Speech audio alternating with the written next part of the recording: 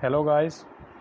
तो आज हम करने जा रहे हैं UGC net exam commerce paper की प्रिपरेशन के लिए कॉर्पोरेट टैक्स प्लानिंग के अंदर एक टॉपिक है टैक्स रिडक्शन एट सोर्स और शॉर्ट फॉर्म इट्स टीडीएस। तो हम इस वीडियो के अंदर पार्ट 1 करेंगे इसका, क्योंकि इसकी जो प्रोविज़न्स है टीडीएस की हमने वो पढ़नी है। तो मैं कुछ इंपॉर्टेंट प्रोविज़न आपको करवाऊँगा जो कि यूजीसी एग्ज़ाम के लिए बहुत इंपॉर्टेंट है, लेकिन इसका मैंने पार्ट 1 अलग से बना है, पार्ट 2 का वीडियो अलग से बनाऊँगा। तो आप इन दोनों पार्ट्स को याद करना होगा फॉर द यूजीसी एग्ज़ाम। तो पहले हम करते हैं पार्ट 1, जिसके अंदर आप कुछ इंपॉर्टेंट डिडक्शंस देखेंगे, प्रोविज़न देखेंगे रिगार्डिंग द टीडीएस। तो पहले तो सबसे इंपॉर्टेंट चीज़ है कि आप हमारे चैनल को सब्सक्राइब कर दीजिए, और अगर आप फुल कोर्सेज़ लेना चाह रहे हैं यूजीसी नेट एग्ज़ाम के लिए, तो उसके लिए आपके पास जो मोबाइल नंबर दे रखे हैं आप इनमें से देख के कॉल करके तो हमसे फुल कोर्सेज़ भी ले सकते हैं। तो हम स्टार्ट करने जा रहे हैं part 1 of tax reduction at source which is also known as TDS. So let's start. First of all we have the meaning of TDS. तो पहले हम कर लेते हैं कि टीडीएस का मतलब क्या है। So the concept of TDS was introduce with the aim to collect the tax from the various source of income. तो पहले ये बनाया क्यों गया, हम ये देखते हैं। देखिए, टीडीएस बनाने के पीछे ये पर्पस था कि जो टैक्स है वो कलेक्ट करना उस पर्सन से जो सोर्स इनकम कमा के दे रहा है, वही सोर्स टैक्स रिडक्ट करेगा और फिर डायरेक्टली गवर्नमेंट को जमा करवा देगा। जैसे मैं एग्जांपल देना चाहता हूँ आपको, यहाँ पर जो आपको इनकम देने वाला पर्सन है, उसी पर्सन की रिस्पॉन्सिबिलिटी होती है इसके अंदर कि वो ये चेक करे कि वेदर योर इनकम टैक्सेबल और नॉट। अगर आपकी इनकम टैक्सेबल है, टैक्सेबल लिमिट के अंदर है, तो उसमें से वो खुद ही टैक्स डिडक्ट करेगा, जिसको हम बोल देते हैं डिडक्टर। और जिस पर्सन का टैक्स डिडक्ट किया जा रहा है, मतलब जिसको इनकम दी जा रही है, उसको बोल देते हैं डिडक्टी। उस डिडक्टी की इनकम में से खुद ही टैक्स डिडक्ट करेगा, फिर उसको पेमेंट देगा। इसका मतलब ये हुआ कि अब डिडक्टी को दोबारा टैक्स जमा करवाने की ज़रूरत नहीं है, बिकॉज वो ऑलरेडी टैक्स दे चुका है, और उसका प्रूफ उसको दिया जाएगा टीडीएस सर्टिफिकेट 16A फॉर्म के अंदर। तो याद रखने वाली बात है। सो इसके नाम से ही क्लियर हो रहा है, टैक्स डिडक्टेड एट सोर्स, मतलब जो सोर्स आपको इनकम दे रहा है उसी सोर्स के द्वारा टैक्स को डिडक्ट किया जाता है and directly deposit to the government. So as per this concept a person का मतलब हो गया यहाँ पर डायरेक्टर। डायरेक्टर का मतलब है जो आपकी इनकम में से टैक्स काट रहा है आपको इनकम देने के टाइम पर। Who is liable to make the payment of specified nature to any person. So कोई भी डिडक्टर जो कि लाइबल है, रिस्पॉन्सिबल है पेमेंट देने के लिए किसी अदर पर्सन को। यहाँ पर अदर पर्सन का मतलब है डिडक्टी, मतलब जिसका टैक्स काटा जा रहा है उसको बोल देते हैं डिडक्टी, और जिसके द्वारा डिडक्ट किया जा रहा है उसको बोल देते हैं deductor. And shall deduct at source, deduct करने के बाद remit the same in the account of central government. तो वो डिडक्टी की इनकम में से टैक्स को डिडक्ट करके उसके बाद वो पैसा जमा करवा रहा है सेंट्रल गवर्नमेंट के अकाउंट में, उसको बोला जाता है टीडीएस। तो इसको आप ऐसे भी समझ सकते हैं कि there is 3 parties in the case of TDS. One is deductor, one is deductee and one is government. Deductor who deduct the tax, जो टैक्स कट कर रहा है आपकी इनकम में से। डिडक्टी जिसकी इनकम में से टैक्स कट करके रखा जा रहा है। और गवर्नमेंट का मतलब है जिसको टैक्स जमा करवाया जा रहा है बाय द डिडक्टर। तो हम इसको यूँ भी ले सकते हैं। क्यों बना ये कॉन्सेप्ट? बेसिकली ये कॉन्सेप्ट बनाया गया टैक्स की कलेक्शन के लिए, क्योंकि हो सकता है एक पर्सन टैक्स जमा ना करवाए गवर्नमेंट को, और गवर्नमेंट ने उसी की सहूलत के लिए, फैसिलिटी के लिए ये कॉन्सेप्ट तैयार किया कि जिस सोर्स के द्वारा आपको इनकम दी जा रही है उसको पता है कि जितनी इनकम मैं आपको दे रहा हूँ वो टैक्सेबल लिमिट से ऊपर जा रही है, मतलब एग्जम्पशन लिमिट है जो टैक्स की उससे ऊपर जा रही है, इसका मतलब टैक्स देना ही है।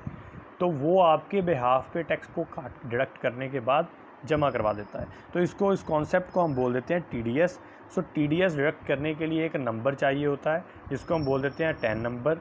तो ये 10 नंबर लेना होगा अगर टीडीएस आपने डिडक्ट करना है। तो 2 पार्टीज़ है, डायरेक्टर डिडक्टी एंड तीसरी गवर्नमेंट है जिसको जमा करवाया जा रहा है। ये था हमारे पास मीनिंग।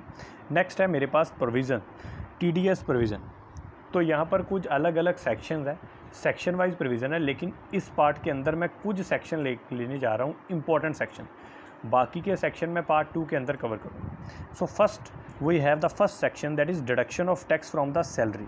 जैसे कि आप सभी जानते हैं कि जब कोई पर्सन जो सैलरी ले रहा है किसी भी एम्प्लॉयर से, तो अब एम्प्लॉयर उसको सैलरी दे रहा है, वो इस चीज़ का ज़रूर ध्यान रखता है कि उसकी इनकम जो है, एनुअल इनकम, साल की इनकम जो है वो इनकम टैक्स के जो टैक्सेबल स्लॉट है उससे ऊपर तो नहीं जा रही। अगर ऊपर जा रही होगी साल की सैलरी तो इट मीन्स वो टैक्स डिडक्ट करने के बाद ही उसको पेमेंट करेगा, जिसको हम TDS बोल देते हैं। अब हम इसके अंदर देखते हैं। Section 192 of income tax act 1961 provide that every person responsible for paying any income which is chargeable under the head of salary.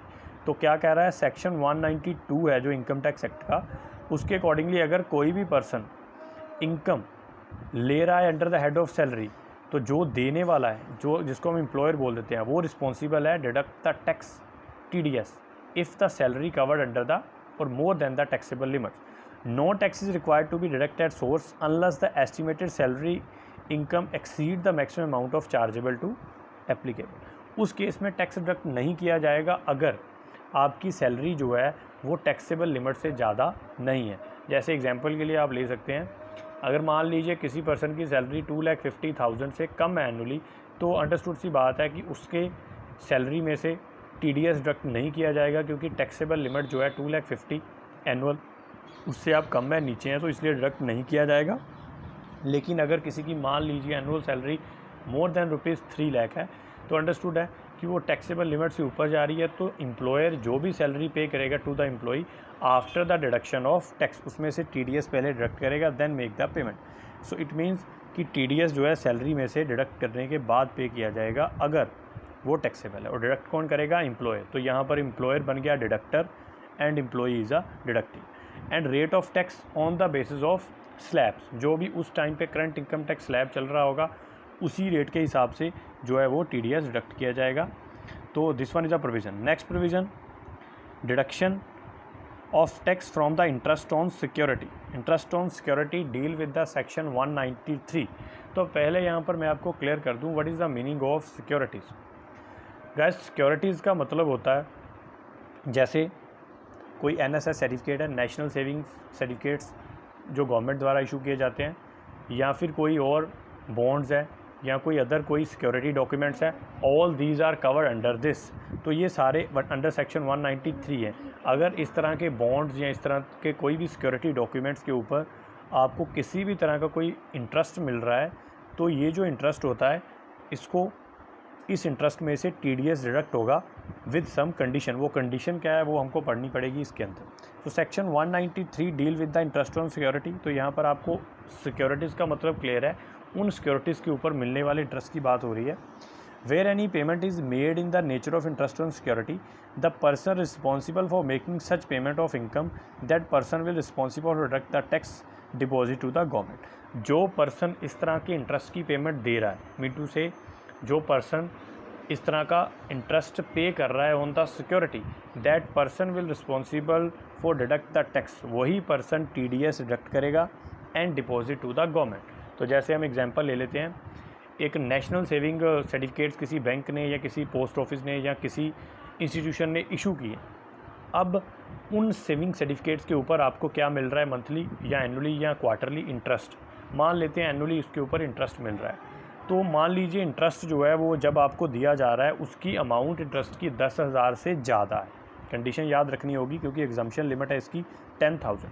अगर जो सिक्योरिटी के ऊपर इंटरेस्ट मिल रहा है उसकी अमाउंट 10,000 से ज़्यादा है, देन इस टाइम के ऊपर जो इंस्टीट्यूशन आपको इस तरह का इंटरेस्ट दे रहा है वो पहले उसमें से TDS डिडक्ट करेगा at the rate of 10%। 10% TDS minus करेगा, फिर जो बचेगा वो अमाउंट आपके अकाउंट में क्रेडिट होगी।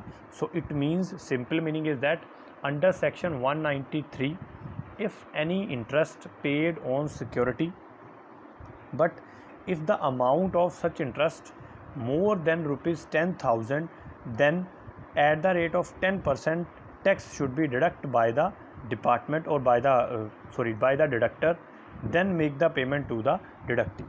लेकिन अगर डिडक्टी के पास पैन कार्ड नहीं है, then the rate of tax will be double, that is 20%। फिर आपसे 20% चार्ज किया जाएगा। तो याद रखना होगा कि 193 डील कर रहा है इंटरेस्ट ऑन सिक्योरिटी, रेट इसका होगा 10%। नेक्स्ट है हमारे पास section 194A, this one is also very important section.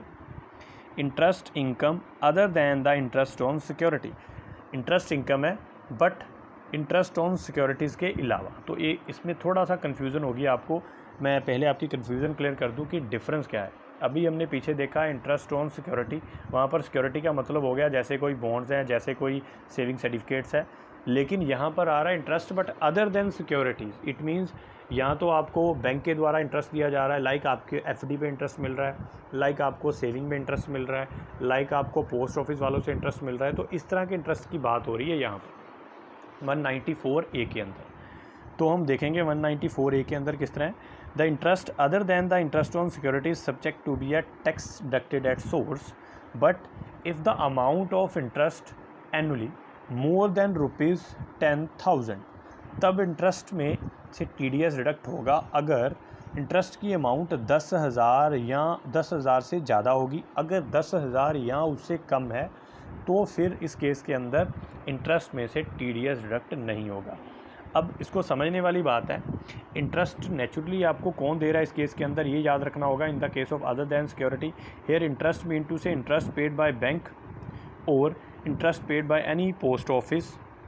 कोई पोस्ट ऑफिस वाले पे कर रहे हैं, जो कोई बैंकिंग कंपनी आपको इंटरेस्ट दे रही है, तो उसकी अमाउंट जो है, इंटरेस्ट की अमाउंट जो है 10,000 से ज़्यादा है तो आपको at the rate of 10% TDS देना पड़ेगा। मतलब आपकी इंटरेस्ट की अमाउंट में से डिडक्ट करके फिर दिया जाएगा। अगर इससे कम है तो फिर TDS डिडक्ट नहीं किया जाएगा।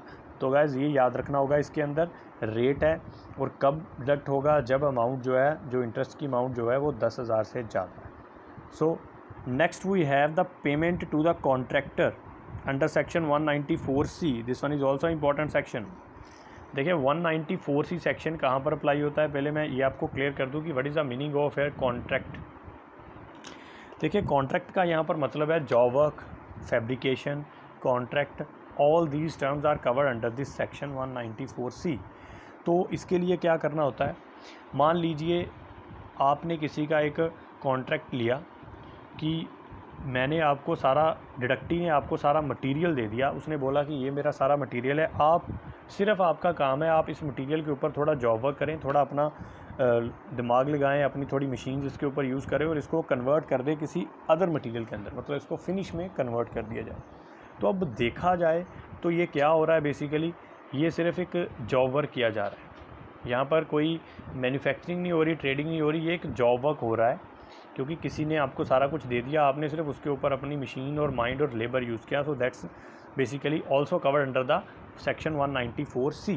और दूसरा कॉन्ट्रैक्ट का मतलब आपको मालूम ही है, कॉन्ट्रैक्ट किसको बोल देते हैं, कि जैसे मैंने आपको कॉन्ट्रैक्ट दिया कि आपने मेरा ये जो घर है इसको तैयार करना है, तो इसके लिए मेरे पास आपने फ़िक्स कर लिया कि हाँ मैं आपको 2 लाख रुपया दूंगा एज अ कॉन्ट्रैक्ट मनी, कि आपका ठेका जो है 2 लाख में हो गया मेरे साथ इस घर को तैयार करने के लिए। अब जो पर्सन ठेका ले रहा है उसका नाम हो गया कॉन्ट्रैक्टर, जिसको हम बोलते हैं डिडक्टी। और जिस पर्सन के द्वारा ठेका दिया जा रहा है, मतलब जिसका घर बन रहा है, वो बन गया यहाँ पर डिडक्टर, क्योंकि डिडक्टर ने पेमेंट देनी है। अब जिस पर्सन का घर बन रहा है उसने 2 लाख देना है, किसको देना है, जिसके द्वारा घर बनाया जा रहा है, कॉन्ट्रैक्टर, उसको देना है। अब जब वो 2 लाख देगा लेकिन उसमें से कुछ TDS की अमाउंट माइनस करेगा, बट विद सम लिमिट्स, कुछ लिमिट्स के आधार पे, वो लिमिट्स हम इसके अंदर पढ़ेंगे। तो पहले तो मेरा पर्पस था आपको ये क्लियर करना कि इसका मतलब क्या है कॉन्ट्रैक्टर का। तो लगता है आपको समझ आ गया होगा कि कॉन्ट्रैक्टर का मतलब क्या है। अब हम पढ़ते हैं इसको। When any payment made by the contractee to the contractor, जब कोई भी पेमेंट कॉन्ट्रैक्टी दे रहा है कॉन्ट्रैक्टर को, तो यहाँ पर कॉन्ट्रैक्टी का मतलब समझिए जो पर्सन आपको पेमेंट देगा आपका काम पूरा होने के बाद। And if such payment more than the prescribe limit, वो लिमिट हम नीचे पढ़ेंगे, then the contractee make this payment to the contractor after deduct the tax. तो वो जो कॉन्ट्रैक्टी है वो आपको पेमेंट देगा आपका 2 लाख, लेकिन पूरा 2 लाख नहीं देगा, उसमें से क्या डिडक्ट करेगा, जो गवर्नमेंट को टैक्स जमा होना था उसको पहले से डिडक्ट कर लेगा और बाद में आपको पेमेंट देगा। This one cover under section 194C। तो एग्जम्पशन लिमिट याद करनी होगी इसकी, 30,000 इन the case of single contract. अगर सिर्फ एक ही कॉन्ट्रैक्ट है तो 30,000 लिमिट होगी उसके लिए। अगर 30,000 से ज़्यादा है सिंगल कॉन्ट्रैक्ट की अमाउंट, मान लीजिए 31,000 है, 31,000 है जो आपको टोटल मिलना है घर बनाने के बाद, तो भी वो डायरेक्ट होगा, सिंगल कॉन्ट्रैक्ट है। अगर बहुत सारे कॉन्ट्रैक्ट है, एग्रीगेट है कॉन्ट्रैक्ट्स, उस केस में जैसे ही 1 लाख से ऊपर जाएगी रकम कॉन्ट्रैक्ट की तो TDS डिडक्ट होगा। And the rate of tax under this section that will be 1% in the case of payment is done to the individual और HUF। जो ठेकेदार है, जो ठेका ले रहा है, अगर वो इंडिविजुअल है या HUF है तो उस केस में सिर्फ केवल 1% टैक्स डिडक्ट किया जाएगा इस सेक्शन के under, and 2% in the any other case. Any other case का मतलब हो गया partnership firm, any company, AOP, BOI, body of individual, association of person. अगर इंडिविजुअल और HUF के अलावा कोई पर्सन है तो 2% रेट के ऊपर TDS डिडक्ट होगा इस सेक्शन के अंडर। अगर इंडिविजुअल और HUF है, ठेकेदार जो ठेका ले रहा है कॉन्ट्रैक्टर, तो उस केस में 1% डिडक्ट होगा। ये आपको केस देखना पड़ेगा। सो इसी के साथ ये मेरा टॉपिक फिनिश है। इसका पार्ट 2 मैं जल्द लेके आऊँगा, जिस वीडियो के अंदर आपको बाकी बची हुई प्रोविज़न मैं दूंगा। तो अगर आपको ये वीडियो अच्छा लगे तो इसको सब्सक्राइब करना, और हमारे फुल कोर्सेज़ के लिए अगर UGC नेट की प्रिपरेशन के लिए आपको टैक्स के और उससे और रिलेटेड जो टॉपिक है फुल चाहिए, तो उसके लिए आप जो आपको मैंने स्टार्टिंग में नंबर दिए थे उनके ऊपर आप कांटेक्ट कर सकते हो। सो इसी के साथ थैंक यू।